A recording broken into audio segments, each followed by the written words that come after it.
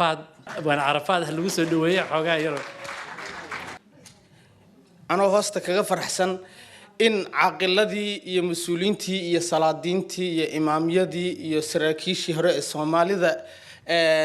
magacyada wanaagsan ee aadka loo magaranaysaa u sareeya ku soo lahaa in la iga dabayeero oo ka soo daba kaco runtii suugaan marka la dhaho qofka suugaan buu soo jeedinaya te hadalkiisa lama baahnay ka dhigan tahay suugaantiisa la rabaa in laga dhageysto marka ina iska xoogsano weey anaguna hadal raacino oo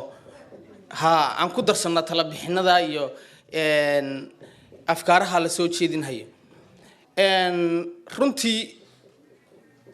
labadii sheekh ee isaga dambeysay labadii oday ee isaga dambeysay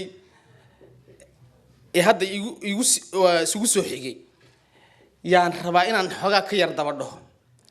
ma aha inaan hadal idinku soo taagahayo laakiin waxaan rabaa inaan idin sheego inaan naga nasiib badan tihiin haddaan nahay dhalinyarada Soomaaliyeed waxaad ka ciyaaraysaan calan baan soo dajiyay sudnaa oo shisheeye oo calankii buluuga ahaa baan anagu suday nin halkaas uu ka ciyaaraya ninna wuxuu ka ciyaarayaa markii xornimada la qaadanayay uu gaardinayay oo qori alwaax haystay oo moral uu ku gaardinayay ninka ka waran Soomaali kula ah ee muwaadin ah ee kula dhiiga ee kula dhaliya ah ee calan Soomaaliyeed oo biban hayo oo xorriyadu biban hayo baan arag rag kibray oo waxa tiin ciir ku qureecday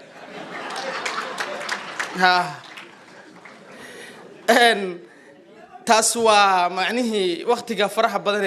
ee la soo maray macnihi sida waayuhu u socdo midda kale waad bogaadiseen waad ku faraxsanaydeen say wax u socdeen xorriyadii sida lagu helay hore iyo sidii 8 February ay isugu raacday isugu dabaaldegtay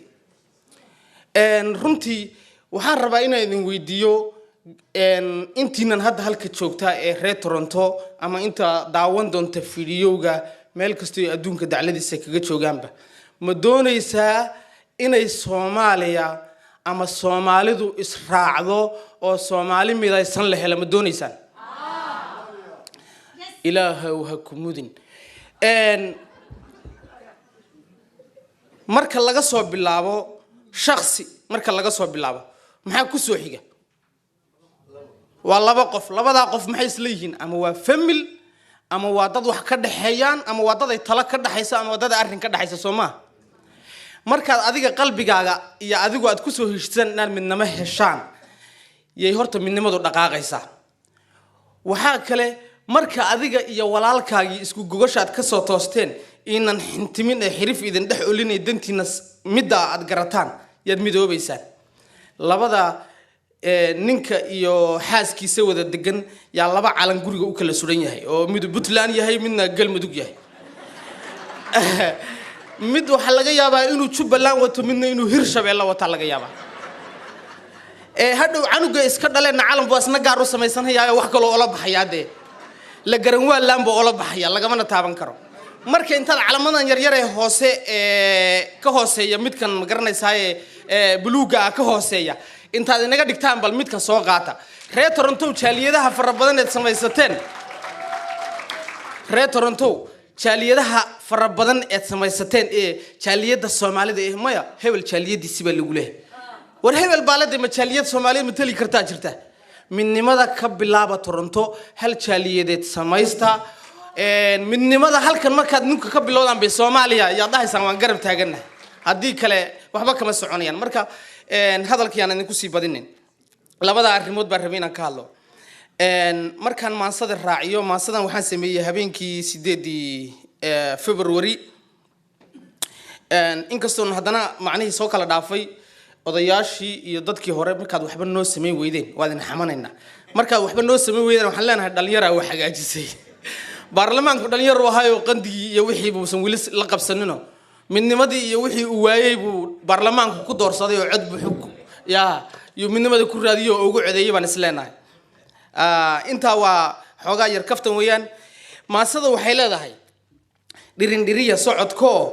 dhidibsiya luudsho kacday oo dhabar adeegtay maandeeq dhaqaajiya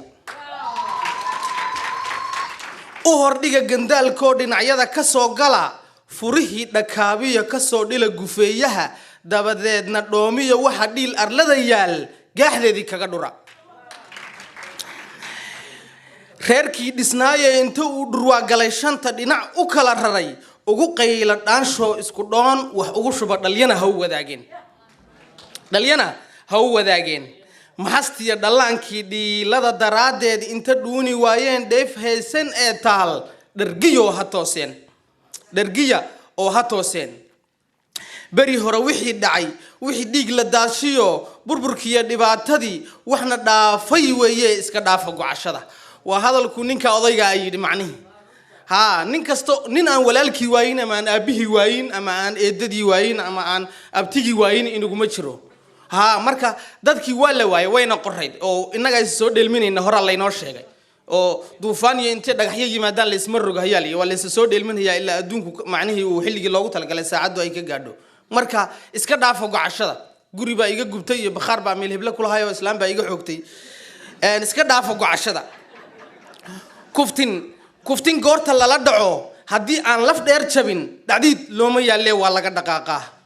qarankii dhisnaan jiray markii dhayalka lagu riday ee qoys la dhaafsaday dhaxalkiisii aragnaye wax xumaata dhalin kara ka dheeraada weligiin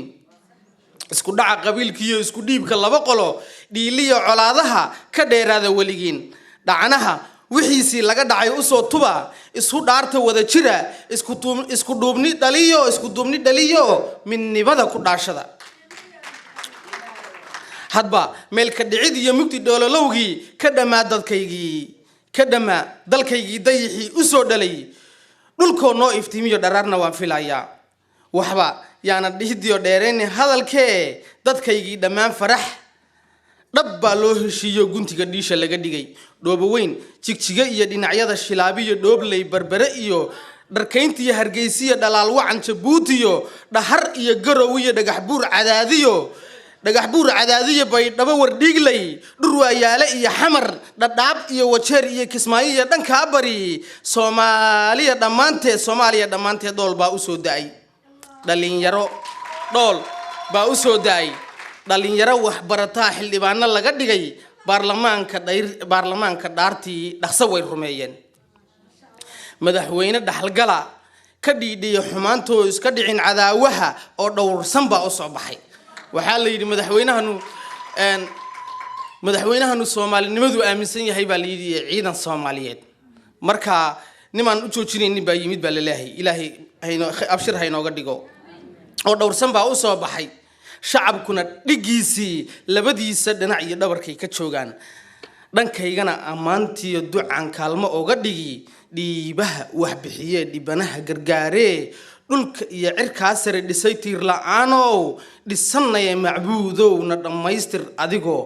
abid yaanu dheliyin runtii waqtiga lagu soo yareeyaa hal abuurada waana iga dambeeyaan oo laba hal abuuroo aad ma garanaysahay taf u ah baa jooga oo ragga aan ku dayda ah aad baan u mahadsantihiin dhageysigiina wanaagsan waad mahadsantihiin aad baan idin salaamayaa dhammaantiin